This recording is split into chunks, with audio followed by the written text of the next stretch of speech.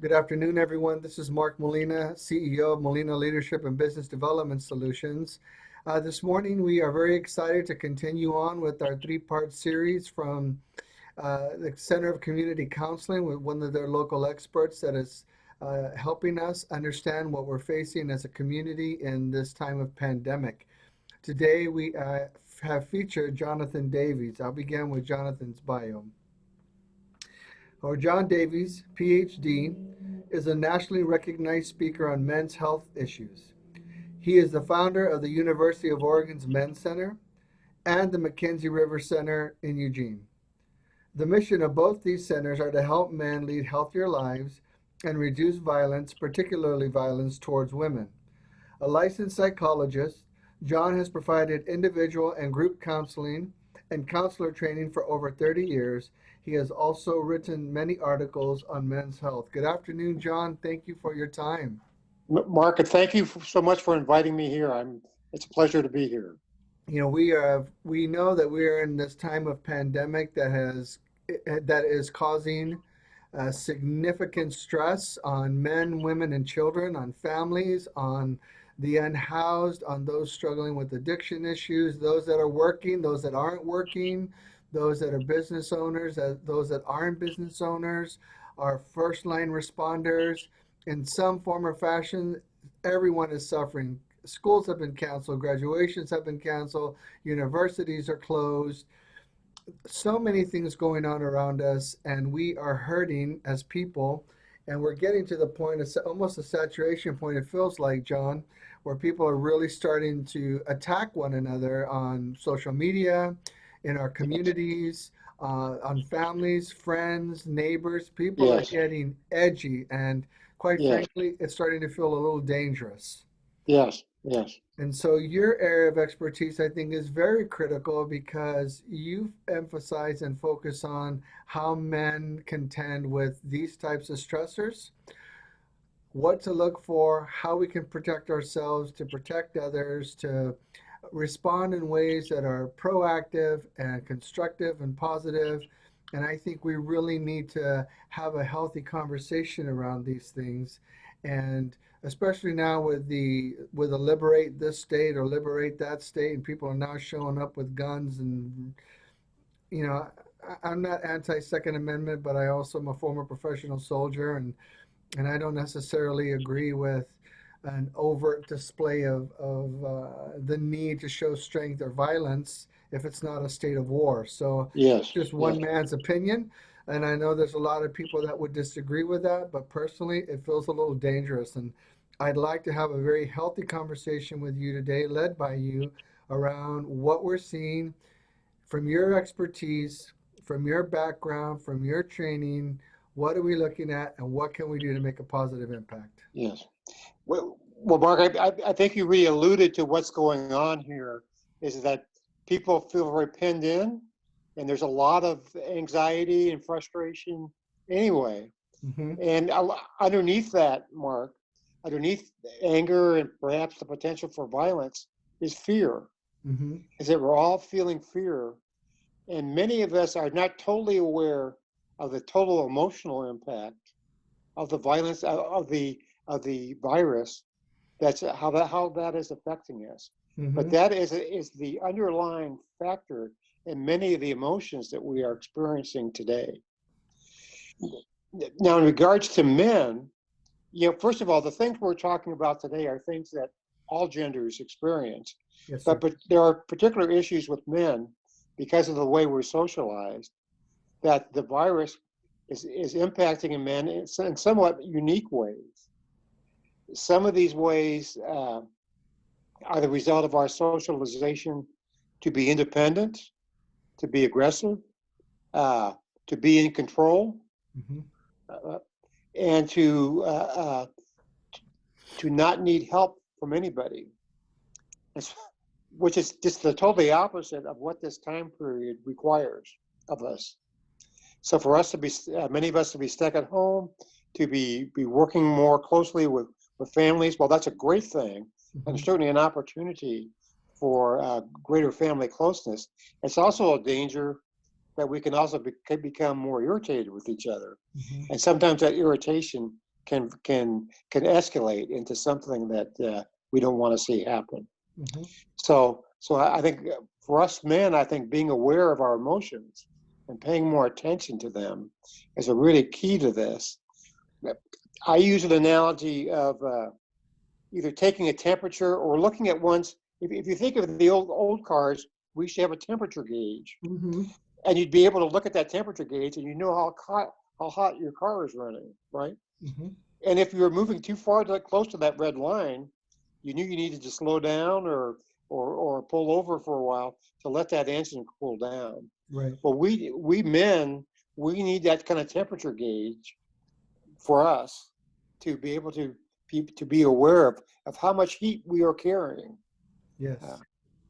I know for myself, I'm a pretty mellow, easygoing guy.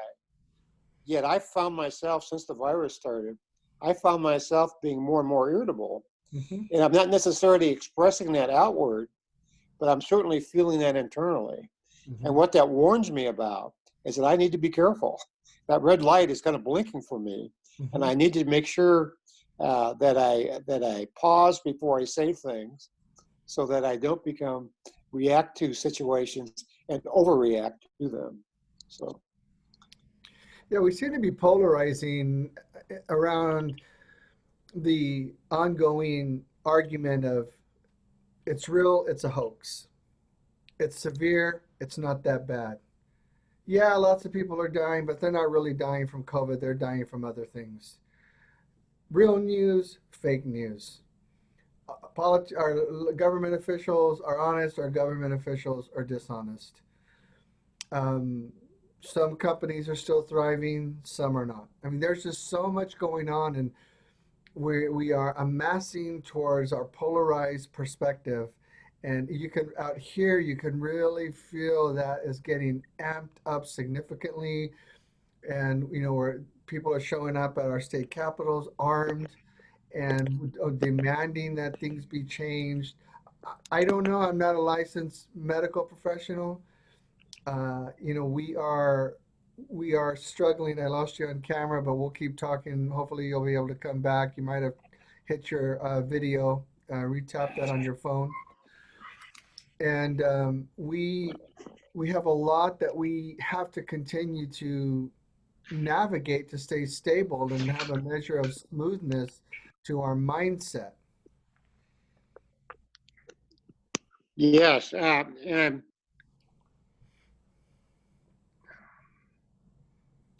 Do you see the little video camera on your phone, John? I am losing it. Let's see here. I'm here. There you go. There we go. Okay. Okay. Sorry about that. Um, yeah, this is a time period when we do not, and I repeat, we do not need to be polarized. And I know that tends to be that way, but we are truly all in this together. Hmm. And the people that are dying, the 70,000 people that have died in the United States, they're not all Republicans or all Democrats or all independents. They're all of this. We are all at risk. We're all being affected. We're all being laid off. We're all being furloughed. Uh, these things are happening to all of us. And I really think we need to take a community perspective of what's best for our families Hmm. and communities. And it's not best for our Hmm. families and communities for us to be polarized, for sure. Uh, we need to be thinking about what our community needs from us and our families need from us Hmm. in order to be safe and to be healthy. Hmm. Uh, What are some of the things, if I may, if you I know I want to be careful, but what are some of the emotions that you're hearing, some of the things that you're experiencing from clients or that you're aware of in your training by observation or interactions with others? What are some of the danger signals that you're hearing and seeing right now that you're perceiving to be real and true? well, one of the things, first of all, I want to say that I work with a lot of men who happen to be socially isolated. Hmm. And that's a very dangerous place to be. Because oftentimes people who are socially isolated are also very self-critical of themselves. Hmm.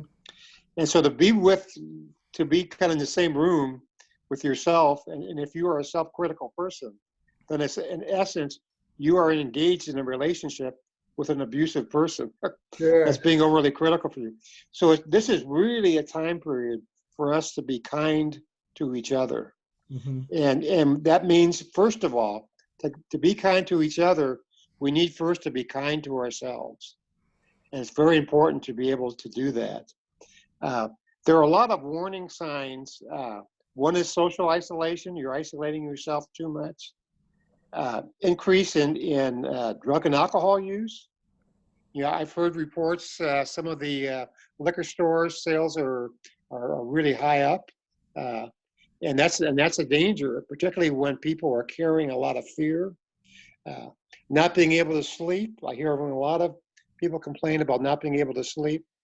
There's common factors of people having bad dreams, Hmm. having nightmares, and having very odd or unusual dreams. And again, I think this is as a result of the fear that is going on inside of us and is going through us.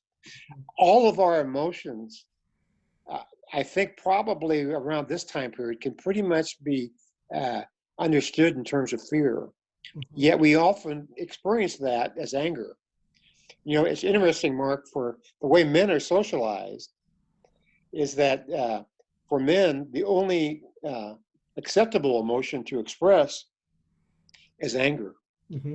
And so often, many of our other feelings, our grief, our loss, uh, our depression, comes out as actually as being anger. Hmm. Uh, so anytime we're experiencing anger, we need to really take a look at that and say, what's going on underneath there? And am I feeling some fear? Hmm. Some of the other things men are taught uh, is to not show one's vulnerability. Right. So it's against manhood, traditional stereotypes of manhood, to even admit one feels fear. Yet, yet, what human being would not be feeling fear right now? I mean, we see healthy people who are dying. We see unhealthy people who can survive. The truth is we really don't know uh, whether we would survive the virus or not. We Hmm. may go through that with flying colors, or we may end up with serious illness and possibly even death. And Hmm. that could happen for our family members as well. So there's a great deal of uncertainty. And to be able to cope with that, we need to understand, first of all, that a lot of our feelings are really based on fear. Hmm. And to just acknowledge that, yes, I am feeling afraid. I am worried about these things, can help alleviate. I run several men's groups, and we're helping men cope with many different feelings. And it's amazing that, and myself included, we keep forgetting that our feelings, whatever we're feeling right now, is being magnified by the virus and by our concerns and fears about it. So any normal irritations or issues that we have are getting intensified Hmm. by this backdrop of the virus. Yet often we forget that virus and the effects of that are uh, are affecting our ability to cope and increasing our emotional reactions to things. Well, I think it's really important what you just said that our feelings, whatever they are, they're being magnified and intensified. And a lot of those, okay, I'm mad, but really what we are is afraid. We're mad because I can't work. We're mad because I can't earn a paycheck. We're Right, right. mad because I got laid off. We're mad because I'm That's right. furloughed. We're mad because no, my tenants can't pay rent. I'm mad, but really what it is can also be is I'm afraid that I don't have enough income in to pay my That's bills, right. buy for my family, to pay the mortgage or the rent or the vehicle or what do you mean we have to go to that food line at that church to get food? Yes, You know, yes, why do I have to do that? And yes, what do you mean we don't have enough money to pay our utility bills or yes. what is going on? I'm working. This shouldn't be happening. And I know that I'm a little animated, but I'm just seeing so much of this, and I'm concerned. I'm concerned Absolutely. that people are going to start imploding and then exploding, and then we're Yes, going to have very dangerous situations for people in how they are trying to come back together as a community, because this is not going away. It's not going away anytime soon. Uh, if this is all a lie, then that's the grandest hoax ever played on humanity by every government official at every level across the United States and the world. So this is real. People are dying, and, Yes, and this is hard, and people are grieving, and they don't know how to grieve. that's You right. That's don't talk, exactly right. especially if you're a man, you don't talk about this. There's other emotional factors that you have to deal with that are just part of the human condition all by itself. Just being a human says, I get mad, I get scared, I get sad, I get hurt, I feel immobilized, I feel terrified, I feel lost, I don't know what to do. So if I see you and you say something to me that I don't like, I can solve it all by punching you in the mouth, Yeah, yeah, right? yeah, yeah, yeah, yeah. Absolutely, absolutely. And that's why we want. Luckily, Mark. Luckily, most people who are around, and the majority of people are, yes, they're experiencing these feelings, but they have them in check, Mm-hmm. and they're watching themselves, and they're also able to put themselves in the shoes of the other person. Mm-hmm. So most people are walking around, and even though they're carrying extra emotions, they have the ability or the potential to be aware enough of their feelings, Mm-hmm. not to light that fire that's going to light that gasoline can that's going to explode. So I just there was an example about an argument that erupted on a plane, and the plane had to land prematurely to cope with this deal. But this eruption, but the majority of the passengers were well behaved, and Mm-hmm. they were able to calm down whatever was happening and eventually take control from that. So there's things to be very concerned about, and I also see great hope that we will be able to get through this. But we need to not polarize ourselves, but really realize that we really are truly all in this together. And one of the points you made earlier, Mark, when it's something I hadn't mentioned yet, besides the feeling of fear that really hits us so hard, it's a feeling of loss of control. Mm-hmm. And for men, we are taught that we are supposed to be in control. And this virus has very loudly taught us, and it is screaming in our ear that we are not in control. And that has a great impact. And we know businesses that have worked their tails off now are having to close their doors for no fault of their own. Mm-hmm. People are getting furloughed through no fault of their own. People are getting illness who don't, through no fault of their own. So there's a lot of things that are happening right now that we have a little or no control over, and that then adds into our fear and also our frustration. Mm-hmm. And particularly for us as men, we were taught that specifically we're supposed to be in control, and Mm-hmm. we're supposed to, if we do good things, we're going to get rewarded for them. But this isn't always happening right now with the situation with the virus. What is I believe that one of the good things that can come out of this is the realization that all of us have to confront about our own lifestyles and how we've been living. And maybe we were too overextended with our financial commitments. Maybe we were not thoughtful enough about how much money we did or didn't have in savings. Maybe we're not consistent with our daily disciplines of whatever it is, wherever it applies in life. And this puts us in a position to say, okay, let me look at all of this. Maybe I was, as a developer, way too extended on too many properties all at one time. Mm-hmm. Mm-hmm. Maybe Mm-hmm. I am trying to afford a house that I really can't afford. Just there's Mm-hmm. a lot of Mm-hmm. things that I think that we can look at and step back and say, okay, all things considering, what do I need to learn in this time of pandemic? So when we come out of this, and we will, at some point, things will pick up. We'll begin to move forward. We can start taking some corrective actions to preserve and protect ourselves in the future. Yeah, Mark, I think you really nailed it on the head, and I think there is going to be some very positive things that come out of this. and you named many of them right there, kind of a re-examining of ourselves and what is really most important, and how can we be more prepared for these things in the future. But I think that, I think what a lot of people are finding, one is kind of going back to the basics. I just talked to my granddaughter, and they're really fighting with low income issues, and they went out uh, and they bought flour, and they bought makings for bread, and they're making bread at home right now, and they're proud of themselves, and they feel more self sufficient because they're doing these things as a result of things that they would have never done if it hadn't been for the virus. Our environment is clearing up a little bit. Mm-hmm. Uh, we're having a little bit less air pollution. So there's definitely some good things. I hear people valuing friendships more and valuing relationships with family members. I talked to somebody last night that said since the virus hit, that their family, even though they're spread apart throughout the United States, they were getting together more on regular phone calls every week, Mm-hmm. stuff that we weren't doing before.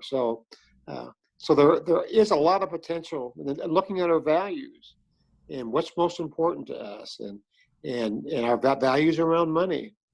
And is that the only measure of success that we have? Mm-hmm. And can we conserve a little bit with money and still be okay and still live joyous lives? Mm-hmm. Ironically, they've done studies about who was the most happiest, and certainly happiness is not really based on research with those that have the most money. There's not really. Yes, it's terrible to live in poverty, but on the other hand, happiness is not based on how much money people have. So, Mm-hmm. and the more we learn about that, I think the happier we have the potential of becoming. Yes. Let me move in a different direction now because all that's true. Everything you said was true. Let's talk about how your counseling practice, your emphasis, your expertise is trying to work with men to help men move away from violence.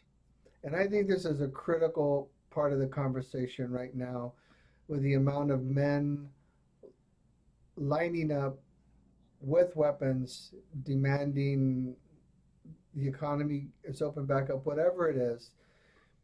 I'm a former professional soldier. My father was uh, 3 tours of combat, 2 foreign wars. All my brothers are veterans. One of my sisters is a veteran. And I just think it's important that there's something going on when we lose our sense of self into a position that's so significant that we're prepared to put on a bandana with a loaded weapon, with a vest. I know it's open carry, it's within the law. I'm not trying to say it's unlawful. I'm talking about the potential consequences and what some of those indicators might mean, and how we could, as men, we could be driving towards violence for the wrong reasons and not even know it. Yes, yes. And again, that starts with self-awareness, and it's being aware of oneself and one's own anger and one's fear. Uh, One of the things we've learned about running men's groups that while men are reluctant to seek help, when they come, they enjoy the opportunity to share their feelings and concerns with other people. Mm-hmm. And when they get connected with other people, they feel less lonely. Mm-hmm. And I think they're less apt to commit acts of violence. And let me back up a little bit. While most men are not violent, Mm-hmm. most acts of violence are committed by men. Mm-hmm. So, so we need to know both parts of that. That most men are not violent, but that most acts of violence in the world today and in the United States is committed by men.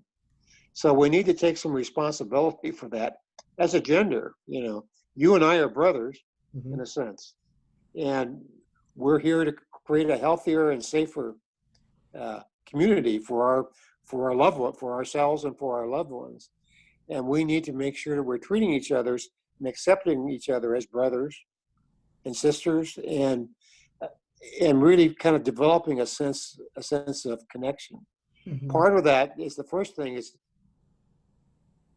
is learning specific skills, like being able to take one's emotional temperature, Right. uh, and checking in with oneself, and kind of unpacking feelings of anger and irritation, uh, to get to the more basic elements of our emotions, which again is fear, loss of control, uh, feelings of being inadequate, feelings of being put down. These are the things that many men respond to. If they feel put down, they're going to come back, and they're going to come back forcefully. Uh, so we need to avoid putting men in situations where they feel like their ego or their livelihood or their masculinity is being attacked. Mm-hmm. Uh, one of the reasons why men, so while first of all, men make a lot of contributions to our society. They also have some struggles, and some of those struggles include having a shorter lifespan Mm-hmm. than women do, and there's no biological reason for that. The primary reason is because our socialization to avoid taking care of ourselves, uh, to only show emotion through aggression, and to avoid help seeking. And so what we try to work out in the groups is for people to feel more comfortable with basically helping each other. Mm-hmm. So one of the things studies they've done about men's help seeking is about the idea about reciprocity, which is about giving back. Mm-hmm. So a lot of men are uncomfortable with seeking help, but if they know there's an opportunity to reciprocate, to Mm-hmm. give back, they're more apt to accept that help. So, for example, Mark, if you and I are both farmers, we might be reluctant to take help from each other. But if I knew that you were going to come over and help me with my farm this weekend, and then I was going to come over to your farm next weekend and work on your farm, we'd be much more apt to accept help from each other Mm-hmm. because there's an opportunity to give back. And so what we want to do in counseling relationships, and this happens with men's groups, is not only is the facilitator providing guidance and wisdom, every group member is there both receiving and also giving and supporting each other. Mm-hmm. So it's a really sense that we're all brothers, we're in this thing together. And I think that really helps men feel more connected and makes them less likely to commit violence. So, What are some of the, this might seem like a simple question, but there's a lot of confusion out there these days. What are some of the not necessarily triggers, but warning signs a man specifically should be looking for when he's trying to keep himself, maybe under control or self-restrained, but he knows that something is definitely bubbling up and something is starting to feel very wrong. What should he be looking for, and what can he do about it? but the one thing, and I notice this in myself, any fantasies I have, like if I'm feeling irritated and I have a fantasy, gee, I want to yell back at that store clerk. I may not do that, but I have a fantasy of wanting to do that. That's a tip off for me that I'm carrying heat. Mm-hmm. I'm packing heat. I'm packing anger, and that makes me. And so what I do when I'm aware that I'm packing heat is I take a step back and I look inside myself and try to be more thoughtful, and that opened my mouth first before I think. Okay. So watching for these warning signs, actually, maybe getting more irritated, maybe yelling at somebody, maybe getting in an argument with your partner or your wife, maybe overly criticizing your children, for example, Mm-hmm. Mm-hmm. or these are warning signs that you're packing heat. And the idea is those are the times you want to pull back, withdraw, take some deep breaths, take care of yourself. So that may be a time for you to. So you're in the house with your wife, and maybe the two of you start arguing. Maybe that's the time to say, let's take a time out, and I'm going to go for a walk, and remove yourself for a while you gain some distance and some self-awareness of what's going on for you. And so some questions you can ask is, am I worried? Am I worried about saying something that's going to upset my children, or my wife, or my friends, or the people out in the community? Hmm. And if I worry about that, then that's a sign also that I need to really kind of check in with myself and do some internal work. We all ought to be aware of some things that we can do that reduces our anger or anxiety or fear. Uh, for me, a couple of things I do is I play guitar. Hmm. Uh, and so in fact, this morning I went out and I sat on my front step and I played guitar for an hour. Uh, and that was very helpful to reduce my anxiety and make me feel more centered. Hmm. Uh, 2 weekends ago, I went fly fishing, and by myself. I went fly fishing out on the Willamette, and it was just fantastic to spend a couple of hours out there. I'm scheduling time with friends. We go out. We keep our social distance. Maybe we walk on the bike path. Maybe I walk out by Clearwater Park out there in Springfield, and just spend some time with people, in reconnecting with people in ways that you're also maintaining your social distance and being safe. Uh, my neighbor likes to play guitar, and so a couple of days ago, he brought his chair over and we sat 10 feet apart in my driveway, Hmm. and we sang and played a little bit together, and it was cool, really a lot of fun. It helped us blow off some steam. Uh, so anyway, these are very important for us to take care of ourselves first. So often men are taught to take care of others first. Hmm. And while that's important, it's really even more important, particularly if you're low energy or you're packing anger, is to take care of yourself first, and then work on engaging with your family members so you can be helpful to them. Now, if a man feels low energy for the most part, a lot of people might have the same mindset, but you're just being lazy. Get up, do something. Do something about it. What are you going to do? You're just going to sit around and do nothing all day? What are you going to do with yourself? Be responsible. Take care of this stuff. I know that sounds strong, but that's how that's how I talk to myself, John. Yes, You know, yes, I'm a yes, former yes, soldier, so I can tell you all those years of military conditioning, do not show fear. Do not show weakness. yes, Do yes, not show yes, intimidation. Do not let them have power over you. I was in the infantry and combat arms, so you had to lead from the front. And so quite frankly, some of those characteristics were vital when you're out in the middle of in the jungle or the mountains or the desert. Having the ability, you're navigating, you've got all the yes, life of these soldiers with you. You have to be confident and self-assured and brave, and but at the same time, it can be very weakening if that's the correct expression. yes, yes. Yes, in certain environments, like in a war environment, it can be a strength Hmm. for a short period of time to deny one's fear and to continue on and to be stoic. But in the long run, that can also those habits can also harm us and Hmm. keep us from doing what we need to do to take care of ourselves.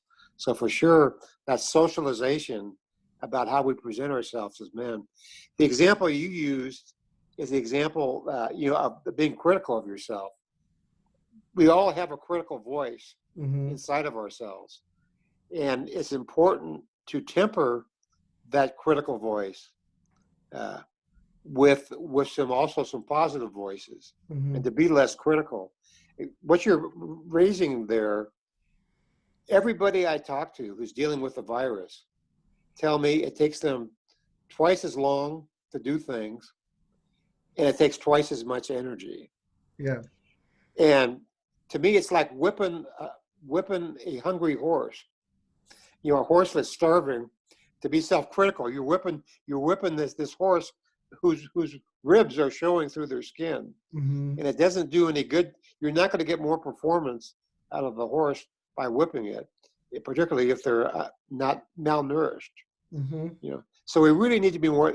Really have to watch our self-talk and recognize that, gee, there's a part of me that wants to do just what you did and criticize myself and about being lazy and stuff. But the other part of me needs to recognize, hey, we are all going through a tough time right now, and it's sapping our energy. And so whatever we're doing takes more energy to do. So I need to back off myself and to set goals that are more realistic, Hmm. given that this time period of being exhausted from the underlying emotions and fear that we're feeling. I also want to point out that the way you talk to yourself, you probably wouldn't talk to your daughter like, Hmm. right? You probably wouldn't be that critical.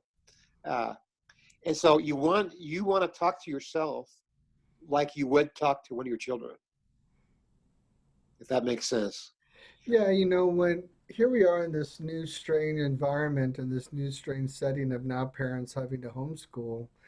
And, you know, and I shared with Nassim and Patricia moments when, as the homeschooling process began, how I was really struggling with the emotional demand to play this new role that had not been required, Yes, and I resorted to military thinking and military training and yes, military verbiage as a military trainer, military teacher.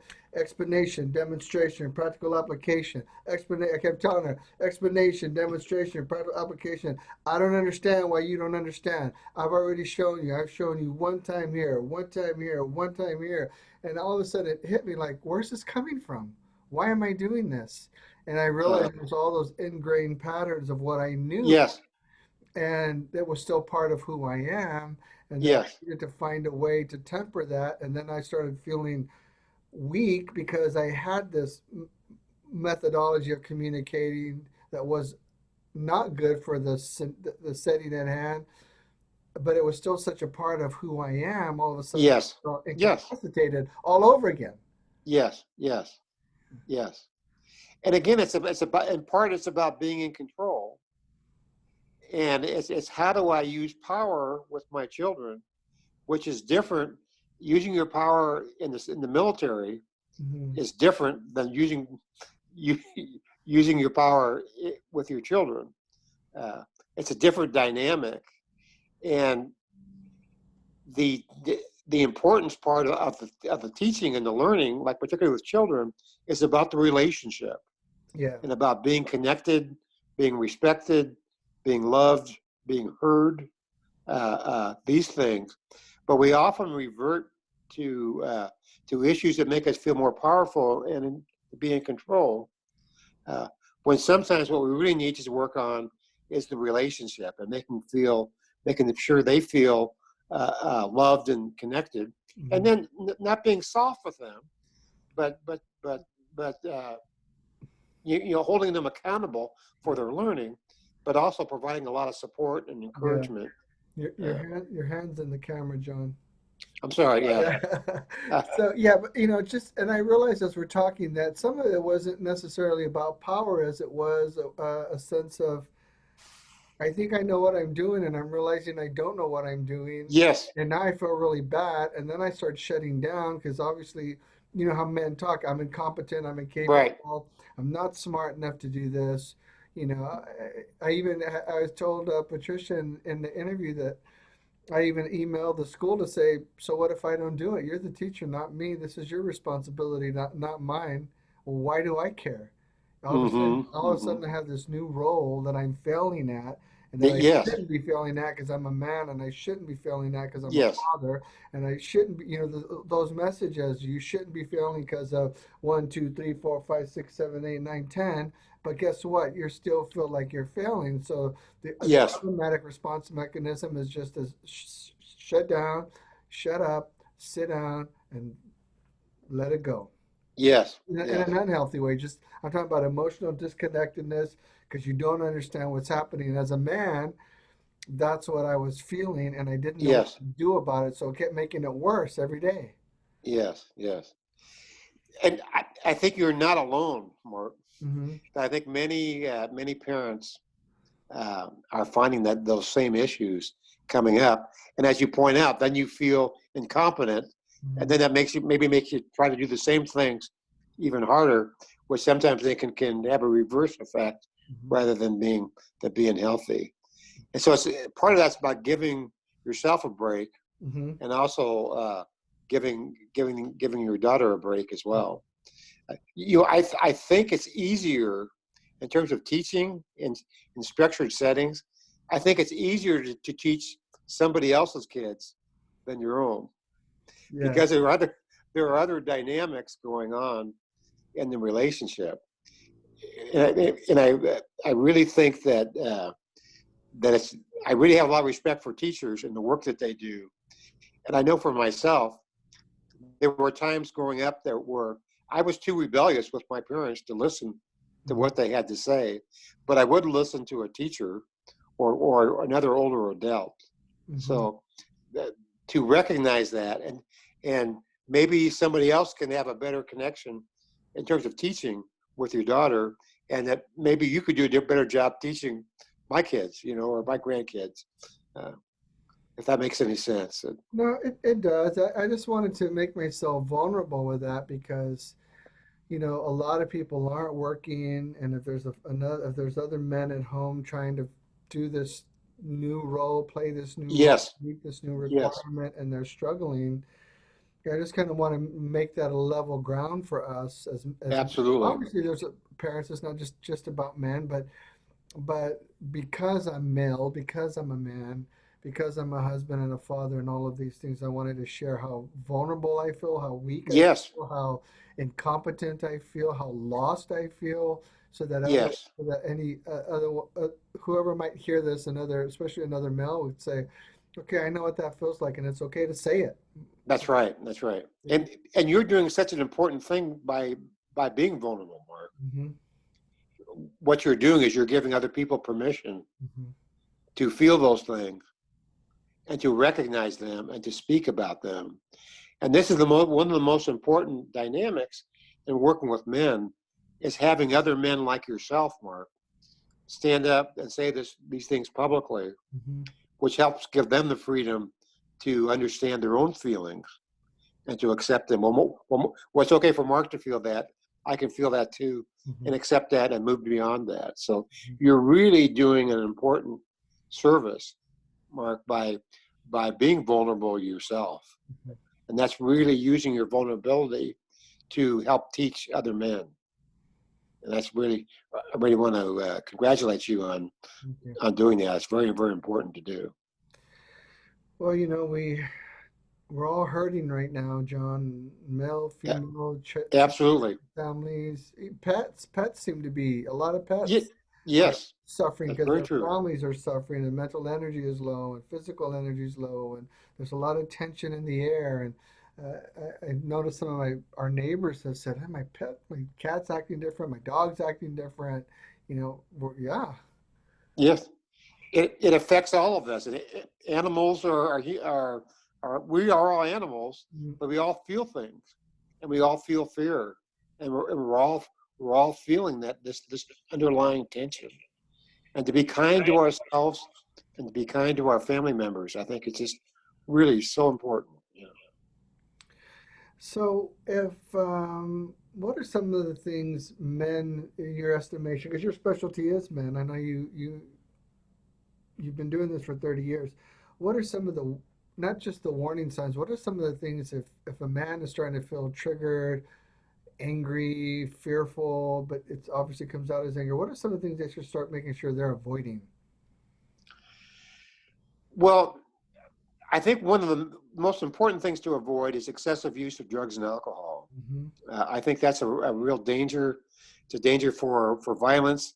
Something we have not talked about yet, Mark, is the issue of suicide, Hmm. which is the other side of that of violence turned inward. Hmm. And men at all different age ranges, from teenagers to old guys like me, are a much higher risk for suicide. That doesn't mean we don't take women's suicide risk seriously, but it's just that the men are very high risk for suicide. And for men who are isolated, going through something like a pandemic, it could even increase their potential Hmm. to commit suicide. So that's one of the things we really want to keep a close eye on. if you know people who are uh, isolated, to check in with them, call them, check in with them, and make sure, yeah, to see how they are doing. Mm-hmm. But being concerned about suicide, I think, and getting very depressed. The other thing about being low, we talked earlier about being low energy, Mm-hmm. and low energy can also be a sign of depression. Yes. And so, if anybody's struggling with motivation, first of all, we want to think about how the virus situation is affecting them. But the other thing we want to think about is depression. Mm-hmm. I know for myself, I have been more depressed since the virus started, Mm-hmm. and it's kind of the new normal for me. It's like my happiness gauge is lower right now, and I'm living at a time period where I have more depression than I normally do.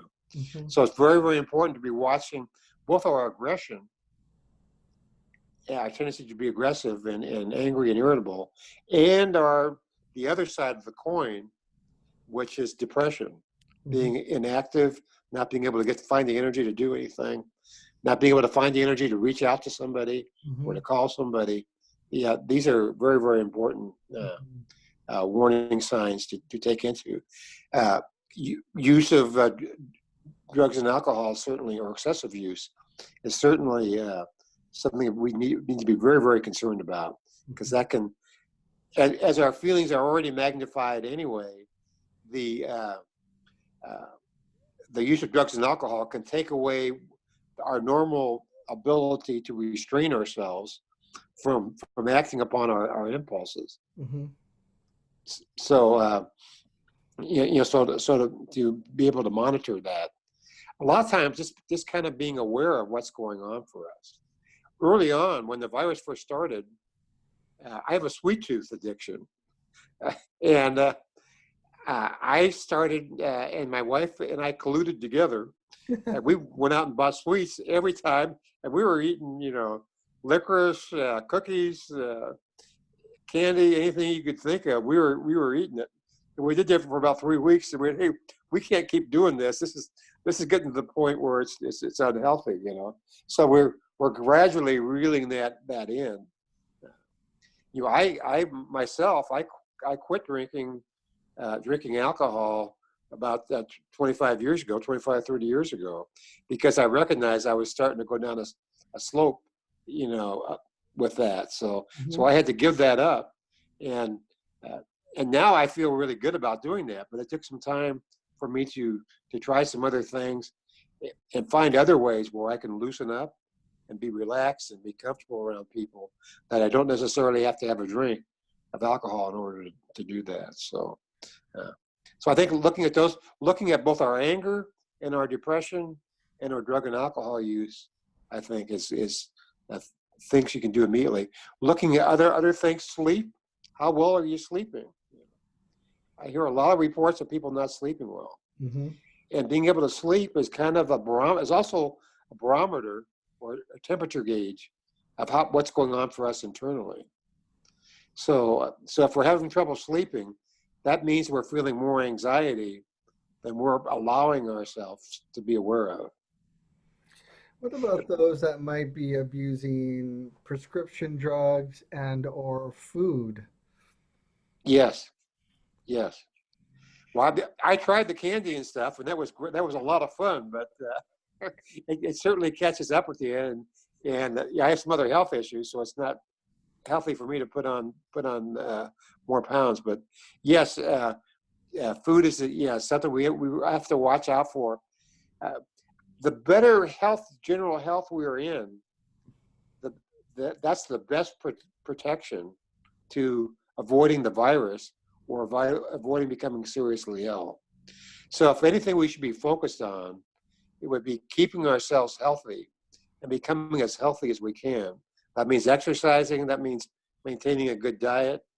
Uh, that means having a good emotional and spiritual diet of things we're taking into ourselves, Mm-hmm. and cherishing our relationships, and Mm-hmm. finding meaning in our lives, and finding maybe new meanings in our lives as well, new roles and stuff. These are the things that help keep us alive and keep us happy and connected. So, having shows like you're doing really help create a sense of community. Hmm. And you keep reiterating, we're all in this, and it's very true. Hmm. But the work you are doing is helping create a sense of community Hmm. and helping people feel more connected, Yeah, which is crucial to helping people heal. well, that's what I wanted in doing this three-part series on mental health because, for those that will watch this, we don't all come from uh, Hollywood stories. Some of us come from really difficult places. We come from Yes, hard lives. We've suffered. yes, yes, My father died when I was 7. He was 39. He had a heart attack and then he had a stroke. And then, my mother drowned when I was 10 in flash flooding and grew up in different homes. And I mean, I could give you a list, have been through divorce, buried a child, had a child, an adult child that's been to prison 4 times. He's back out, struggling with his addictions. And life is hard for us all. yes, We are all taking something on in some form or fashion in some area, sometimes in more areas at once. And we're all trying to navigate the difficulties. They could be health, they could be financial, they could be relational, they could be emotional or spiritual or a little bit of each.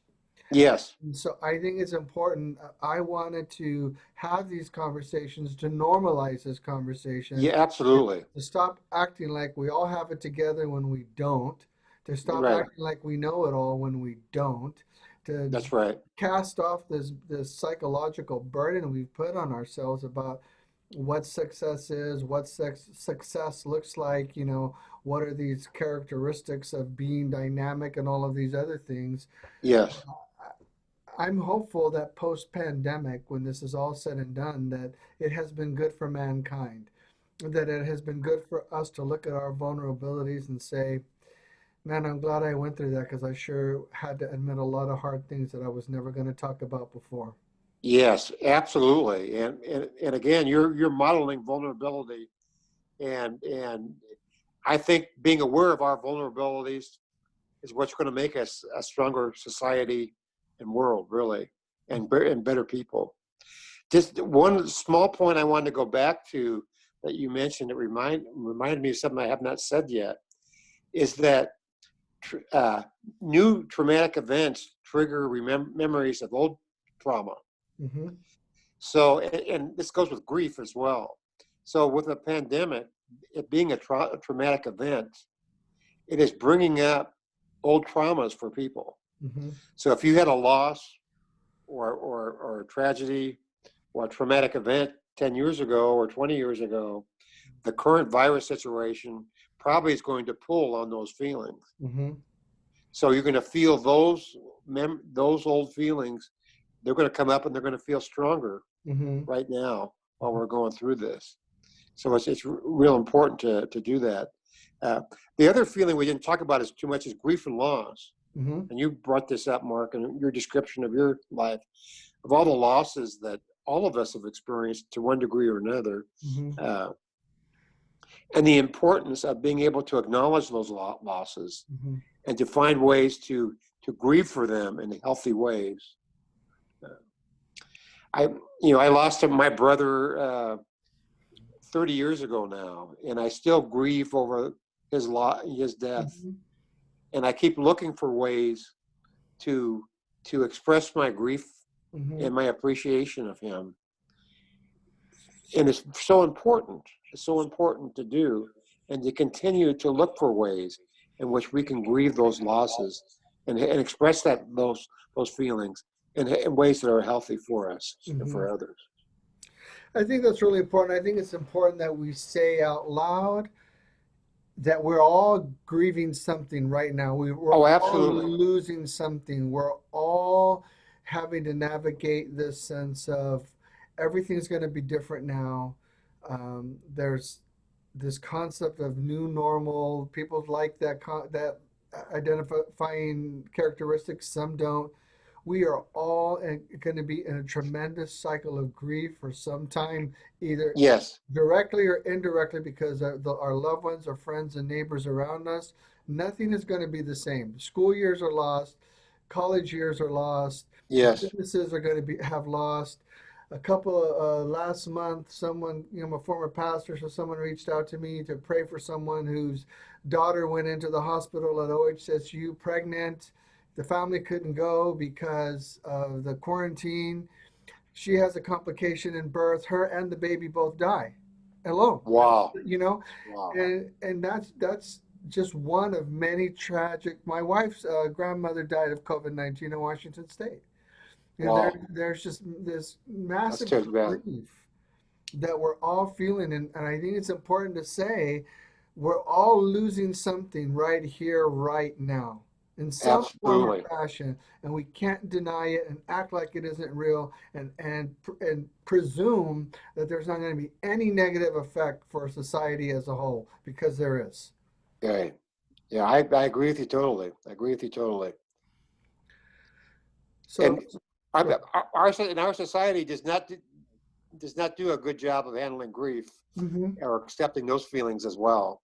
Hmm. So this hopefully this will be a time period where we can, as a society, learn to accept the importance of grief and to be able to find healthier ways to express this.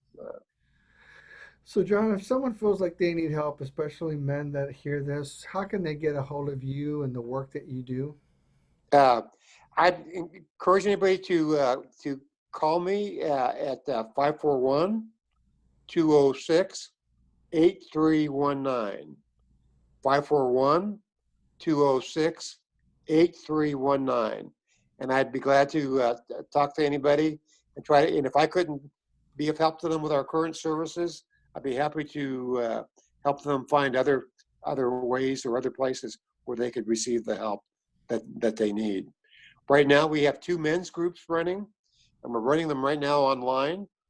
Uh, and it's people get together on Monday night or Thursday night. I can, if people will call me, I'll give you more details of that. Okay, But these are groups where men get together and talk about all the different things that affect their lives, and we're there, and we also try to support each other as we very go good, through this. very good. All right, so everyone, thank you. We've had with us John Davies, PhD. He is a board member on the Center for Community Counseling, has been a volunteer there for quite some time. He is a founder of the Oregon's Men's Center and Mackenzie River Men's Center in Eugene. And the mission of both of these centers are to help men lead healthier lives and reduce violence, particularly violence towards women. So, John, we thank you for your life work. Thank you for making these resources available to our community.